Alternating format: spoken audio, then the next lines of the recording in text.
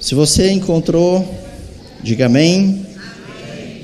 Nós vamos ler dos versículos de 1 a 9, que diz assim: E o Senhor enviou Natã a Davi, e apresentando-se ele a Davi, disse-lhe: Havia numa cidade 2 homens, um rico e um pobre. O rico possuía muitíssimas ovelhas e vacas, mas o pobre não tinha coisa nenhuma, senão uma pequena cordeira que comprara e criara. E ela tinha crescido com ele e com seus filhos. Do seu bocado comia, e do seu copo bebia, e dormia em seu regaço, e a tinha como filha. Vindo um visitante ao homem rico, deixou este de tomar das suas ovelhas e das suas vacas para assar para o viajante que viera a ele. E tomou a cordeira do homem pobre e a preparou para o homem que viera a ele. Então o furor de Davi se acendeu em grande maneira contra aquele homem e disse a Natã: Vive o Senhor, que digno de morte é o homem que fez isso, e pela cordeira tornará a dar quadruplicado, porque fez tal coisa, e porque não se compadeceu. Então disse Natã a Davi: Tu és este homem. Assim diz o Senhor, Deus de Israel: Eu te ungi rei sobre Israel. Eu te livrei das mãos de Saul, e te dei a casa de teu senhor e as mulheres de teu senhor em teu seio. E também te dei a casa de Israel e de Judá. Se isso é pouco, mais te acrescentaria tais e tais coisas. Por que, pois, desprezaste a palavra do Senhor, fazendo o mal diante de seus olhos? E a Urias o Heteu feriste a espada, e a sua mulher tomaste por tua mulher, e a ele mataste com a espada dos filhos de Amon. O tema da nossa palavra desta noite é como se libertar do pecado. Eu sei que às vezes você gosta e precisa, e todos nós precisamos de estar indo à casa do Senhor para ouvir palavras que possam nos encorajar, que possam dizer para a gente perseverar firme nas nossas lutas, talvez para receber uma palavra de encorajamento. Mas eu também preciso falar para você hoje, na autoridade que há no nome do Senhor Jesus e na sua palavra, que nós também precisamos falar sobre o pecado. Certamente uma das consequências que todos nós vivemos de perder pessoas que nós amamos, isso aí também é consequência do pecado. Não o pecado daquela pessoa que morreu em si, mas uma das consequências do pecado é a morte, talvez a principal, porque o salário do pecado é a morte. Eu acho interessante nesse texto que Natã é um profeta de Deus que foi enviado a Davi para falar para Davi do que ele tinha feito. E Natã começa falando para Davi, contando ali uma situação que, se fosse contada para mim e para você, provavelmente a gente reagiria exatamente como Davi. Porque todos nós, ou pela consciência, ou pelos atributos invisíveis de Deus, nós temos a condição de saber o que é certo e o que é errado. E o profeta chega para Davi e fala: olha, Davi, eu quero contar uma história para você. Havia 2 homens, um era muito rico, ele tinha muita ovelha, muito gado, e a casa dele era grande, e para ele vivia em total abundância.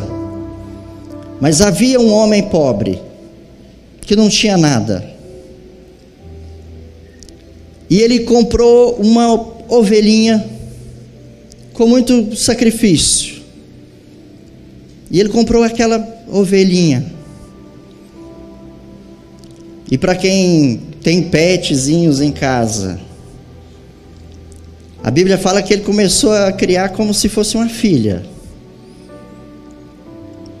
Na internet, quantas vezes a gente vê pessoas falando dos seus petzinhos, do meu filhinho, né? Do meu bebê, do meu filhinho. Aí quando você vai ver, é um petzinho, é um gato, é um cachorrinho. Porque quem tem sabe que dá afeição, sabe como se apega, né? Uma vez numa tarde da bênção, eu estava lá e chegou uma pessoa lá, chorando, desesperada assim, desesperada mesmo, chorando. E eu pensando, meu Deus, né? Vamos ouvir o lamento da irmã. O que aconteceu, minha irmã? Eu vim aqui para vocês orarem por mim, porque o meu cachorrinho morreu. E ela chorava copiosamente. Esses dias eu e a minha família, a gente visitou um casal de amigo nosso aqui. E nós chegamos lá, e ele tem um casal tinha um casal de cachorros. E quando nós chegamos, eles receberam a notícia que tinha que pegar um deles que estava doente, já tinha tido uma doença lá que era incurável, e ele estava sofrendo muito. Ele já não estava comendo, já tinha uns 3 dias que não conseguia comer, não conseguia beber. E aí o veterinário disse: pode trazer para a gente sacrificar, pelo menos para aliviar o sofrimento. E tá lá eu, a Daniela, o Vinícius e o Daniel na casa do colega, nessa hora. E a família deles, né, os meninos que praticamente cresceram junto com aquele animalzinho de estimação. Não foi assim uma cena muito agradável, foi emocionante.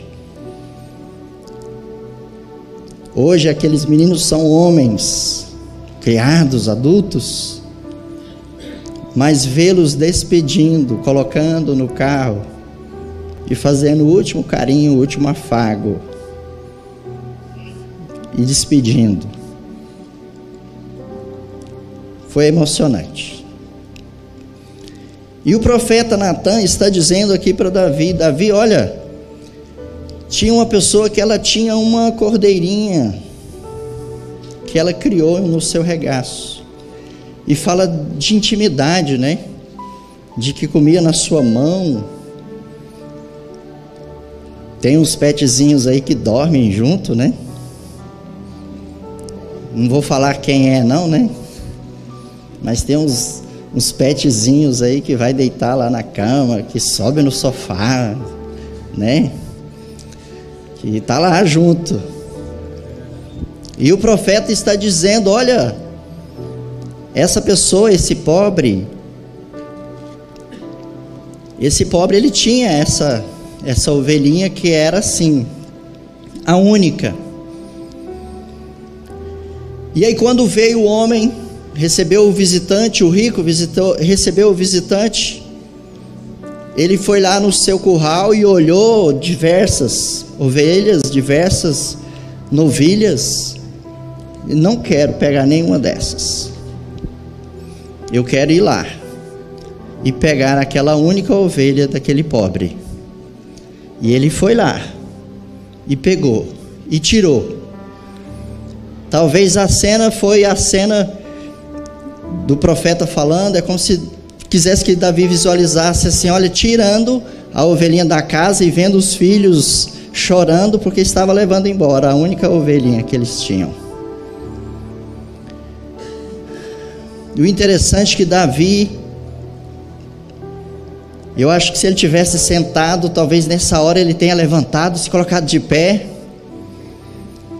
talvez tenha batido a mão na mesa e falado assim, olha, isso é injusto, isso é injusto. O homem que fez essa coisa, o homem que agiu dessa forma, o homem que agiu dessa maneira, esse homem é digno de morte. Esse pobrezinho tem que ser restituído. E a pessoa que fez essa maldade, ele é digno de morte.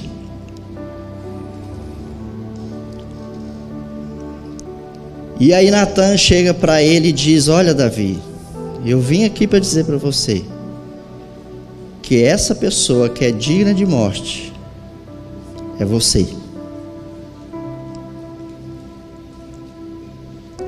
Com muito amor no coração e muito temor, eu venho aqui dizer para nós que nós somos dignos de morte, que nós somos dignos de morte por causa do pecado. Porque o que Davi tinha feito, para quem conhece o contexto histórico, os homens de Davi estavam vivendo em tempos de guerra, e os homens de Davi haviam saído para a batalha, e Davi ficou em casa. Não era tempo de Davi ficar em casa, era tempo dele estar na batalha, e ele ficou em casa. E a Bíblia fala que ele lá do seu palácio, ele olhou e achou em alguma direção uma mulher que estava se banhando. E a mulher estava nua e ele se sentiu atraído por ela. E ele mandou buscar aquela mulher.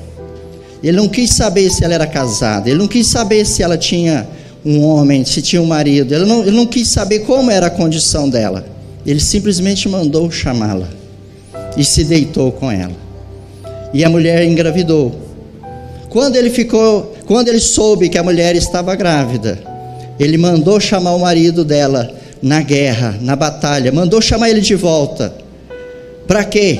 Para tentar encobrir as coisas, para tentar fazer com que aquele homem voltasse para casa e deitasse com a sua mulher, e aí ninguém suspeitaria, ninguém levantaria nenhuma dúvida, talvez aquela situação ficaria encoberta, e talvez se resolveria de alguma forma. Mas aquele servo dele, aquele soldado, ele voltou da guerra, mas ele não foi para casa, ele foi para o palácio, e ele ficou deitado nas portas da entrada do palácio. Quando Davi o viu deitado nas escadas do palácio, Davi falou para ele, mas por que você não vai para casa? Olha, a sua mulher está lá te esperando, por que você não vai para casa? Qual foi a resposta daquele homem? Ele chega para Davi e diz, como meu Senhor, como eu posso pensar de estar lá no meu leito, na minha intimidade com a minha esposa, enquanto os meus companheiros e o meu Senhor está aqui? Eu preciso dar a minha vida por você, ó Rei, eu preciso dar a minha vida por ti, e eu preciso dar a vida pelos meus companheiros. Eu não posso descansar, eu não posso pensar em descanso, porque nós estamos em guerra. Então o que Davi fez? Davi chama o general, pega esse homem, coloca ele de novo na guerra, e coloca ele bem na frente da batalha. E a hora que tiver no calor da batalha, você dá a ordem para as tropas recuarem, mas não avisa ele. E assim foi feito. Foi para a frente de batalha, quando estava no calor da batalha. Os homens, aqueles homens pelo qual aquele homem lutava, os homens pelos quais aquele homem falava: eu dou a minha vida por eles. Aqueles homens, eles recuaram e deixaram aquele homem para ser executado. Talvez você tenha conhecido o Davi das guerras, o Davi adorador, o Davi que era aquele homem que tinha o êxito em todas as suas batalhas. Mas a Bíblia não faz questão de esconder nem de encobrir o que tinha acontecido com Davi nesta época. Por que a Bíblia deixou esse relato?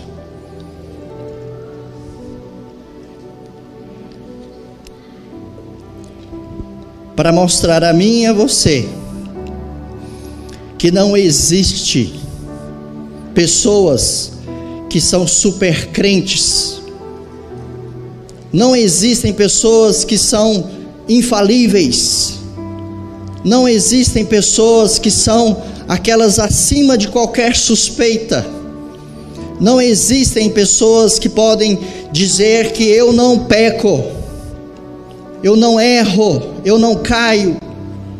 Isso nunca vai acontecer comigo. Volto a dizer, porque nós somos dignos de morte. E uma coisa que Davi e eu e você estamos sujeitos, quando caímos no pecado. Primeiro, a gente acha que esse pecado nunca vai ser descoberto, porque o que nós fazemos nos nossos ocultos, nós achamos que eles nunca serão revelados. Mas Hebreus 4,13 diz Hebreus 4,13, nada em toda a criação está oculto aos olhos de Deus. Tudo está descoberto e exposto diante dos olhos daquele a quem havemos de prestar contas. Não existe nada que não esteja debaixo dos olhos de Deus. Jó capítulo 34, versículo 21 diz: pois Deus vê o caminho dos homens, Ele enxerga cada um dos seus passos. Provérbios capítulo 5, verso 21 diz: o Senhor vê o caminho do homem e examina os seus passos. Então não adianta a gente achar, não adiantou Davi achar que ele fez o que fez e ficaria como está. Não adiantava e não adianta eu e você, quando acontecer do pecado bater a nossa porta e nós cairmos nesse pecado, e a gente achar que vai ficar por isso mesmo, porque não vai. Porque todo pecado tem uma consequência, todo pecado tem um resultado, e ele não fica oculto aos olhos de Deus.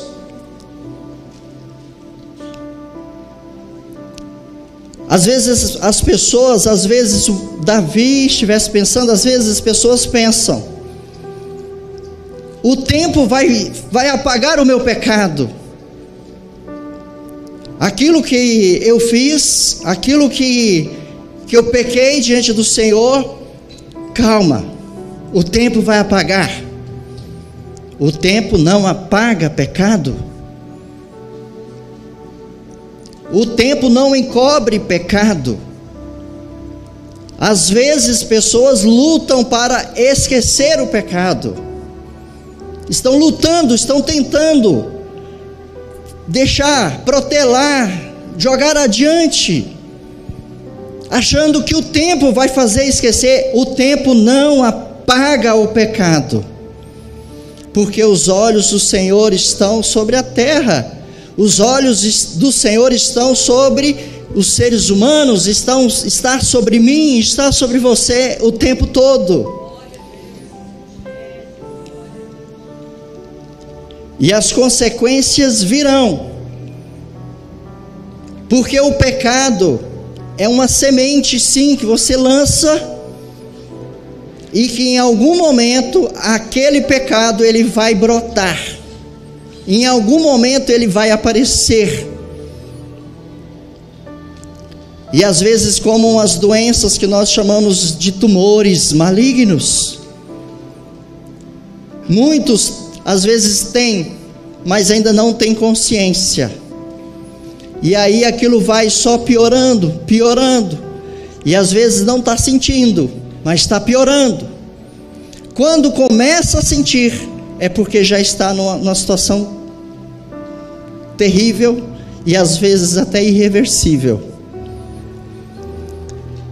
Mas o pecado, ele traz as consequências, ele traz e trará as consequências, ou a curto, a médio ou a longo prazo, ele vai trazer as consequências, porque ele não ficará oculto. E o principal, sabe quando nós nos tornamos escravos do diabo?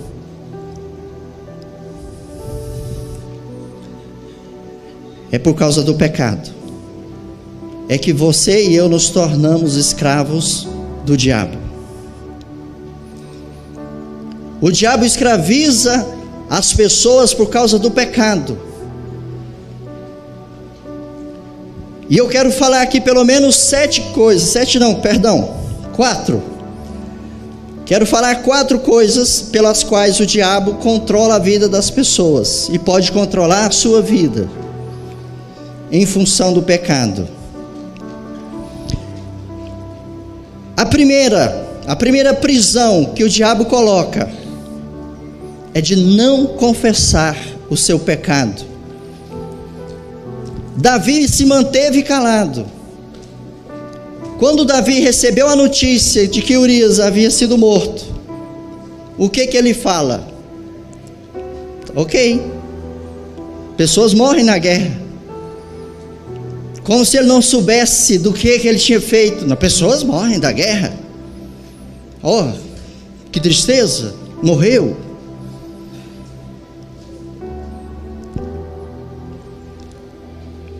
Não confessar pecado é você deixar o diabo colocar uma prisão na sua vida. Pessoas se tornam escravas do pecado e automaticamente escravas do diabo, porque não confessam, porque não falam. Salmo 32, versículos 3 e 4 diz: enquanto mantive os meus pecados inconfessos, meus ossos se definhavam, e a minha alma se agitava em angústia, pois de dia e de noite a sua mão pesava sobre mim, e as minhas forças se desvaneceram como a seiva em tempo de seca. Enquanto eu estive calado, a mão do Senhor pesava sobre mim, porque o pecado não confessado, ele vai ficar martelando na sua mente, ele vai ficar martelando na sua vida, e a sensação que você tem é que nada vai dar certo, nada vai fluir na sua vida, porque tem alguma coisa errada que ainda não foi confessada. Porque o pecado traz peso, porque o pecado traz morte, porque o pecado traz destruição. Relacionamentos que vão para o buraco, casamentos que se afundam. Por quê? Porque existem pecados ali que não foram confessados. Houveram traições que não foram faladas. houve pornografia que foram saciadas por homens nos seus computadores, nos seus celulares, nos seus filmes, que estão se derramando, estão se deleitando na pornografia, e a vergonha do pecado tem mantido eles sob prisões. Pessoas que têm sido presas e amarradas no vício escondido, que tem deteriorado, que tem acabado, que tem destruído, mas ela está lá calada. Muitas pessoas estão pensando: mas eu vou ficar bem, essa semana eu não estive legal, é por isso que eu caí. Nós nunca estaremos legal. Se um dia você achar que você está legal, que você está muito bem, o dia que você achar que essa semana eu estou crente para valer, essa semana eu estou fiel para valer, essa semana eu estou no power para valer, cuidado, porque pode ser que nessa semana é a semana que você está mais correndo perigo na sua vida espiritual. Porque a sua força, o que te mantém vivo, o que te mantém em pé, não é o que você faz, mas é o que Cristo fez por você, é o que Cristo faz por nós, porque nós na nossa carne não habita bem algum. Não há em nós nada que diga isso é bom, porque não há nada em nós que seja bom. E as pessoas não querem falar, não querem confessar. Por quê? Porque é vergonhoso. Como é que eu vou admitir para minha esposa que eu sou viciado em pornografia? Como é que eu vou confessar para minha esposa que eu sou um viciado, que eu tenho um vício? Como é que eu vou falar para as pessoas, porque isso vai me expor? E se eu falar para minha esposa que eu adulterei, que eu atraí, será que ela vai me perdoar? Será que se eu falar para minha esposa que eu na viagem que eu fiz eu caí, será que ela vai me perdoar? Aí você querer permanecer no seu silêncio, e o pecado está roendo, está corroendo, e o diabo está te acusando, e porque você não confessa, porque você não coloca, porque você não expõe. Pecado traz consequência? Traz. Podem surgir consequências do seu pecado? Pode. Mas você, para ser tratado, para você ser curado, para você ser restaurado, você tem que confessar, você tem que abrir o coração, você tem que pôr para fora, você tem que dizer para alguém, você tem que confessar isso. Não é confessar só diante de Deus, confessar às pessoas a quem você confia, ao pastor, ao irmão, ao diácono. Tiago diz: confessai uns aos outros para serem curados. Confessem uns aos outros para vocês serem restaurados.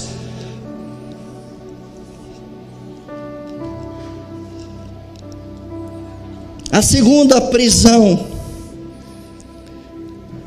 e a segunda coisa que o diabo pega, é porque aqueles que vivem em pecado começam a querer se esconder. Eles querem se esconder.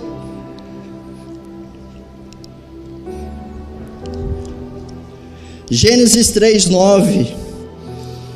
Mas o Senhor Deus convocou o homem indagando: onde estás?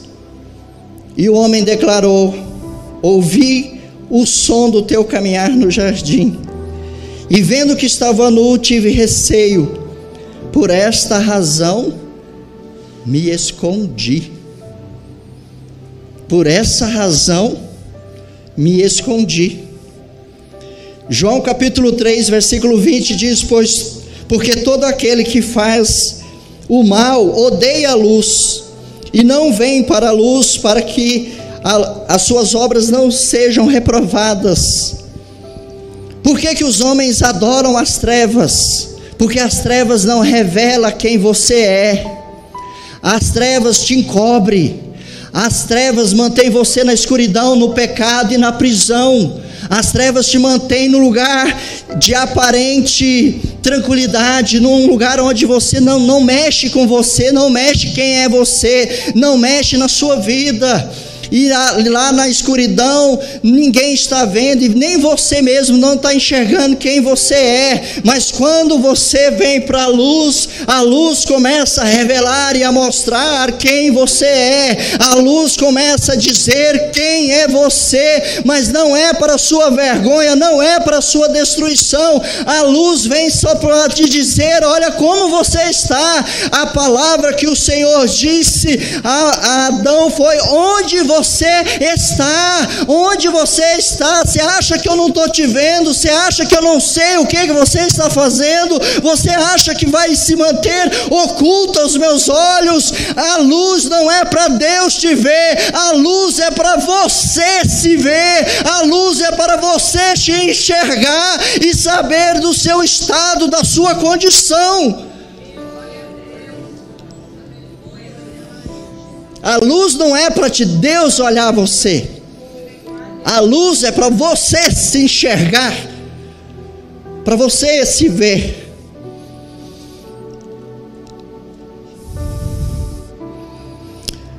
A outra prisão do pecado é quando nós queremos nos justificar dos nossos erros. Nós vivemos em um país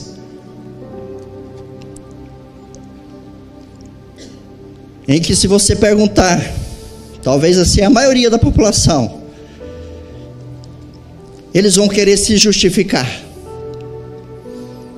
e vão querer fazer o que a gente chama de compensação. Vão querer fazer uma coisa para compensar outra. Eu pequei, mas agora eu vou fazer alguma coisa legal e boa, porque aí o que eu fazer de bom compensa o meu pecado. Eu já contei isso uma vez, mas eu vou falar de novo. Quando acho que eu tinha uns 11 anos mais ou menos, 11, 12 anos por aí, meu pai era motorista de ônibus coletivo urbano, e meu pai tinha que acordar todos os dias por volta das 3:30, 4 horas da manhã para ir trabalhar. E ele tinha um relógio despertador. Quem conhece já lembra de relógio despertador aí. Hoje ninguém conhece, né? Porque tem um celular que faz esse trabalho. Mas tinha aquela época que tinha um relógio despertador. E aí eu fui para o quarto do meu pai e da minha mãe, menino, né? Brincar, fuçar nas coisas. E aí eu mexendo lá, não sei o que aconteceu, que eu mexendo lá, e eu peguei esse relógio dele e pá, deixei ele cair no chão. Quando ele caiu no chão, ele se despedaçou, pastor Silvio. Ele perdeu a capinha ali, e eu pensei: meu Deus do céu, e agora? Aí, pastor Silvio, fui lá, peguei um durex, coloquei de novo a tampa ali, enrolei no durex, montei ele do jeito que deu, enrolei de novo ali e falei: pronto, tomara que meu pai, quando chega, não vê. E aí o que eu fiz? Primeira coisa, fui logo para a pia. Mãe, tem panela suja aí, prato? Tem, então pronto, me dá aí, eu vou lavar os pratos, tudo. Já fui lá, peguei a vassoura, né, fui varrer a casa, peguei a vassoura de palha, fui varrer o quintal, peguei o pano, o rodo e limpei a casa, e pensando: pronto, né, agora meu pai vai olhar para mim e vai dizer: opa, agora eu estou bem. É isso que nós fazemos com Deus. A gente quer se justificar com Deus achando que eu faço umas coisas boas que aí apaga o meu pecado. Muitos de nós, a gente pensa assim: eu tenho que ir para a igreja, assistir o culto, porque eu pequei aqui. Não, eu vou para a igreja, porque aí o ato de eu ir à igreja, né, tipo, compensa na balança. Se um dia Deus olhar para mim e falar: quantas vezes você foi à igreja? Ah, eu fui 4 vezes no mês, todo domingo eu estava lá. Bom, 4 vezes, ótimo. Vem cá, vamos colocar do lado de cá o teu pecado. Quantas vezes você pecou? Só 4?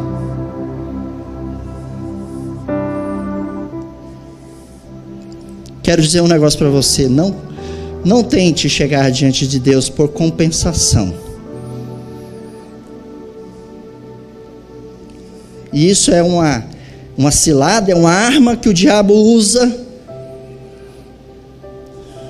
para manter pessoas na escravidão, para manter pessoas no pecado, para manter pessoas no erro.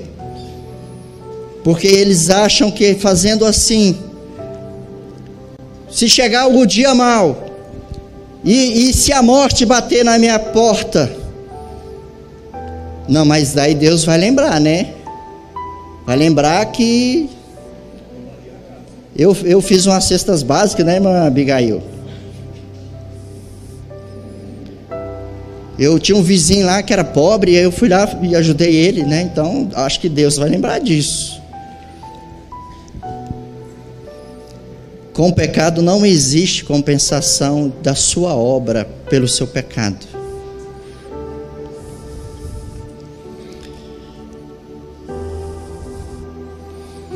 Não existe possibilidade de compensar. Porque a palavra do Senhor diz em Isaías 64: ora, todos nós estávamos na mesma condição do impuro. Todos os nossos atos de justiça se tornaram como trapos de imundícia. Sabe o que você faz? O melhor que você faz? Sabe aquilo que você acha que é digno de louvor? Não, eu sou bom. Cara, essa semana eu dei 10 cestas básicas. Dessa semana, eu fui demais. Sabe o que o Senhor está dizendo para você? Que isso não está servindo de nada para você se justificar diante de Deus. Porque nossos atos, os melhores, são como trapos de imundícia. O que é trapos de imundícia? É papel higiênico. É aquilo que foi usado, que é descartável, se joga fora.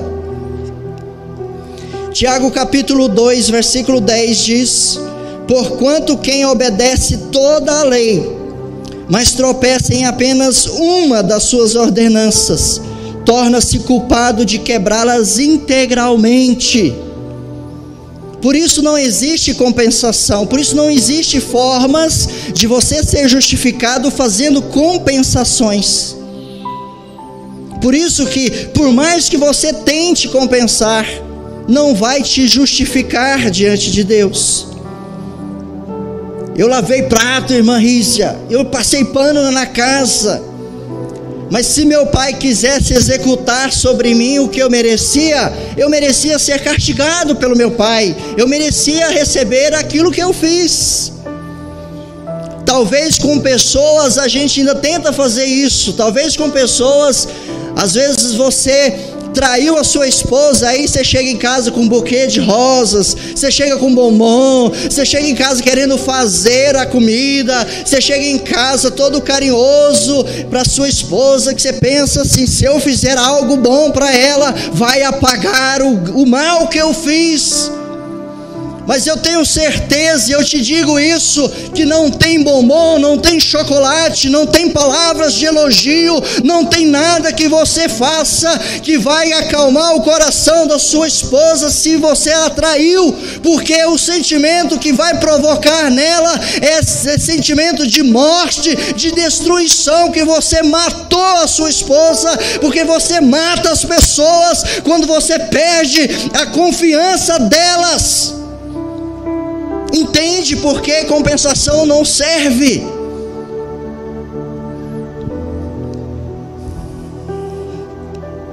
E a quarta coisa é ser tomado por uma culpa que não traz arrependimento.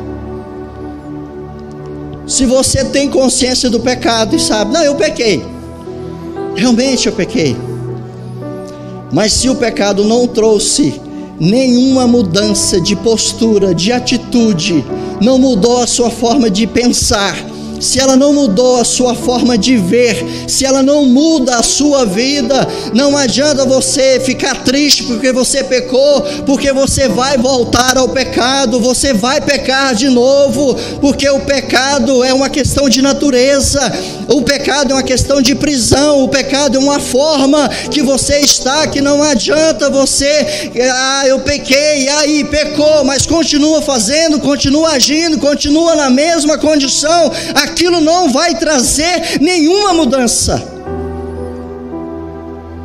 Se você pegar, de novo, pastor Silvio, que nós é da roça, né, pastor? Nós é da roça, nós sabe.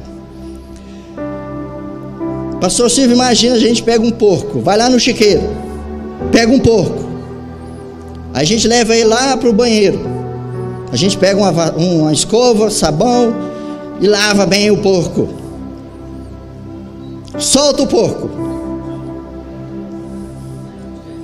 aí o porco vai andar assim,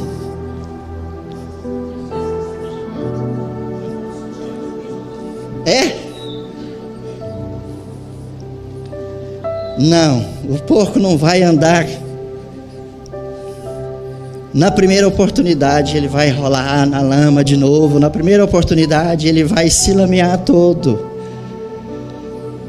Se você não tiver a sua vida transformada por Deus, transformada pelo Espírito Santo, se você não nascer de novo, você não vence o pecado. Para você vencer o pecado, você precisa nascer de novo, ser uma nova criatura. O Espírito Santo tem que agir na sua vida de uma forma a fazer com que você nasça de novo. Então, as 4 prisões que mantêm as pessoas presas ao pecado: não confessar, se esconder, querer se justificar e gerar uma culpa sem mudança. Tudo isso faz com que a pessoa permaneça no pecado. E talvez você possa estar pensando, mas eu estou vindo à igreja, eu queria ouvir uma palavra assim, para eu sair daqui alegre, motivado. E esse rapaz aí está falando coisas que está mexendo aqui na ferida. Nós não estamos aqui para condenar você, não estou aqui para te condenar,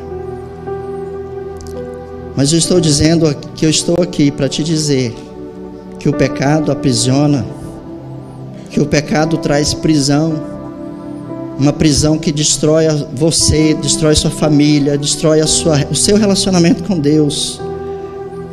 Mas eu estou aqui para dizer para você que você não precisa viver debaixo do pecado. Eu estou aqui para dizer que você pode ser livre.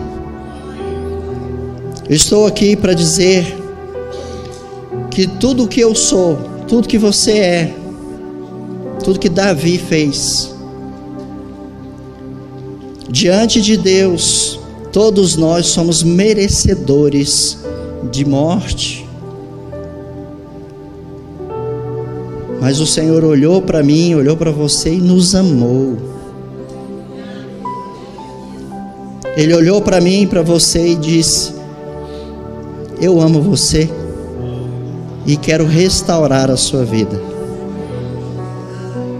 Mas o pai disse: tem um problema. Eles continuam sendo dignos de morte. A irmã Ângela continuava digna de morte. O pastor Jadson continuava digno de morte. O irmão Vandeir continuava digno de morte. Então Jesus falou: Pai, eu vou lá. E essa morte que deveria ser deles vai ser minha. Porque Cristo morreu pelo seu pecado. Porque Cristo morreu para te libertar do pecado. Porque Cristo morreu para que você não viva preso nas prisões do pecado, da culpa, do passado. Cristo morreu para que você seja livre. Porque Jesus veio para salvar o que estava perdido. Porque os sãos não necessitam de médicos. Porque Jesus foi ungido para pregar boas novas aos pobres. Porque Jesus veio para cuidar dos que estão com o coração quebrantado. Porque Jesus veio para proclamar liberdade aos cativos. Porque Jesus veio para libertar do mundo das trevas. Porque Jesus veio para pôr em liberdade os prisioneiros da escuridão. Porque Jesus veio para consolar todos os que andam tristes. Este é o ano aceitável. Hoje é o dia aceitável do Senhor. Hoje é o dia da justiça. Hoje é o dia da liberdade. Jesus disse que aquele que pouco foi perdoado, pouco ama. Quem não sente o amor de Deus é porque não sente ainda o peso do seu pecado. Porque o dia que o Espírito Santo colocar no seu coração e a luz vir e mostrar quem é você, e mostrar o quão pecador você é, e mostrar o quão miserável você é, e o quão digno de morte você é, e você vê quem é você e o seu estado, o que você faz, e você vê que você precisa desesperadamente de Deus, você precisa desesperadamente de Jesus, porque Jesus é o único que pode mudar as nossas vidas de verdade. Jesus é o único que tem nas mãos as chaves do a chave do inferno e da morte. Jesus, com a sua morte e ressurreição, ele venceu o pecado, ele venceu o diabo e diz: está nas minhas mãos, eu tenho autoridade para desfazer as obras do diabo.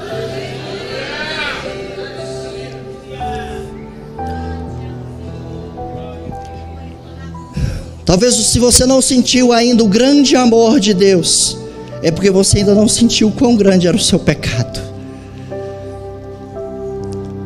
Porque se você sentir o quão grande é o seu pecado, você vai dizer: por que um Deus que tinha todo o universo, tem todo o universo, tem os anjos de Deus 24 horas por dia dizendo: santo, santo, santo é o Senhor.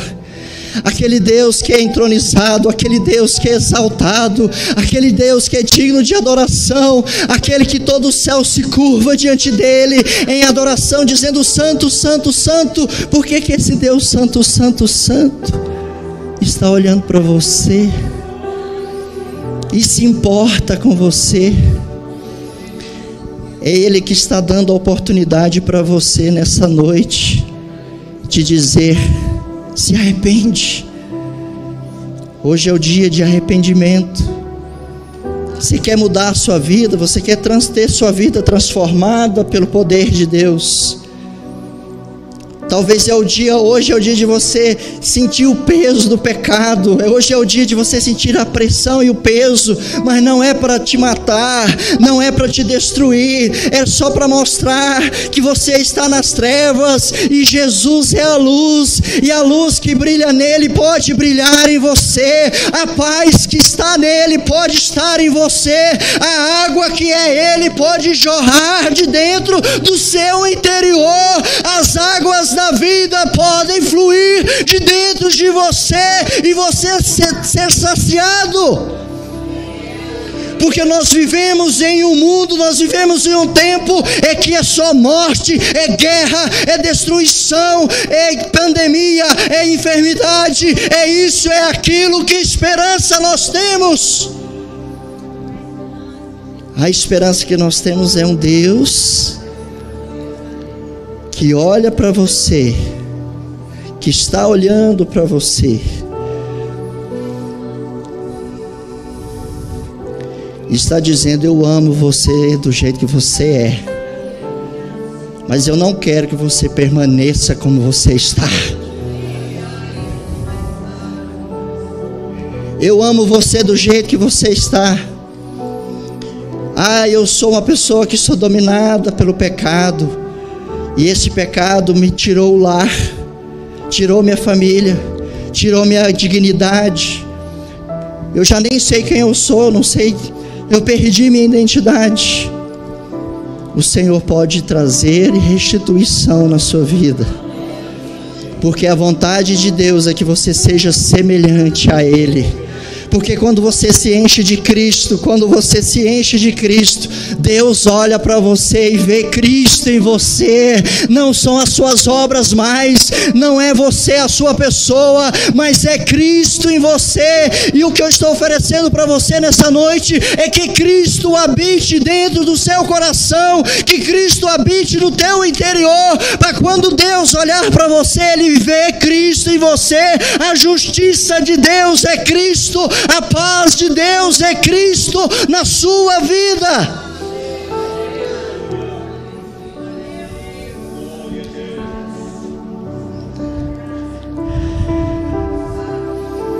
Porque Deus enviou o seu Filho ao mundo. Muitas pessoas acham que a igreja é chata porque está lá para condenar as pessoas. Não. O Senhor veio para salvar as pessoas. Você não vai ficar bom, não vai fazer compensações. Você tem que entregar a sua vida totalmente a Cristo e dizer ao diabo: eu sou justificado em Cristo. Porque quando o diabo querer te acusar, quem era você? Olha o seu passado, o que você fazia? Você não é digno. Você não é digno de ter a sua vida restaurada. Você não é digno de um casamento feliz. Você não é digno de prosperar. Você não é digno de ser uma pessoa digna nessa vida. Olha o seu passado, olha o que você fez.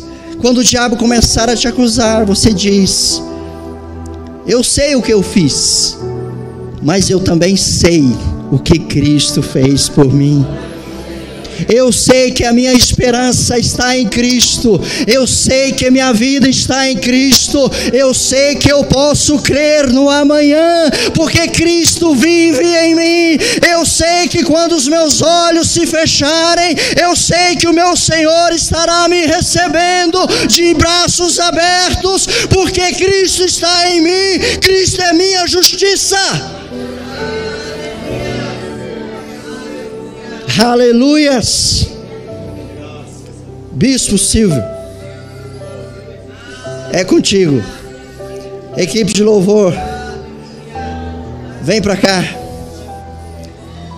Oh, aleluias. Aleluias. Cristo é a nossa justiça. Cristo é a nossa justiça. Aleluias.